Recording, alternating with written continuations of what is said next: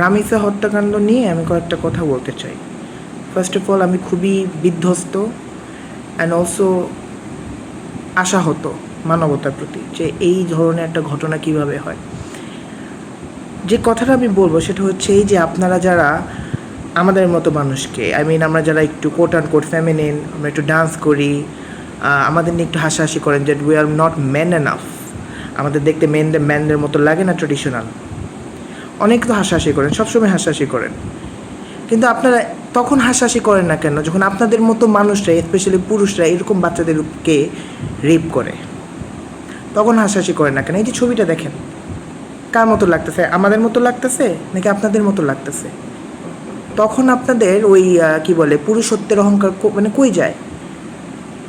আপনাদের সকল ক্রিটিসিজমের তীর আমাদের দিকে কেন ওঠে, যারা আমরা একটু শিল্পের সাথে জড়িত, আমরা যারা জেন্ডার নর্মসের মধ্যেই আপনাদের মত অনুযায়ী পড়ি না, আমাদের যাদের সংসার নাই, বাচ্চা নাই, কিচ্ছু নাই, সকল তীর্যক কথা আপনাদের আমাদের প্রতি কেন? আপনারা এইসব মানুষদের প্রতি বা নিজেদের প্রতি আপনারা কেন সেটা অ্যাপ্লাই করেন না?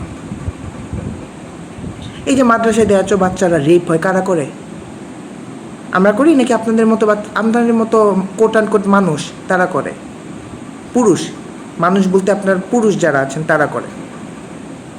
সো আপনাদের নিজেদের উপর, নিজেদের যে লিঙ্গ, পুরুষত্বের যে আপনাদের অহংকার, সেটার উপর আপনাদের ক্রিটিক্যাল অ্যানালিসিস করা উচিত, নিজেদের উপর হাসা উচিত, নিজেদেরকে সমালোচনা করা উচিত। কারণ আমরা কারো ক্ষতি করি না, ক্ষতি আপনারা করেন।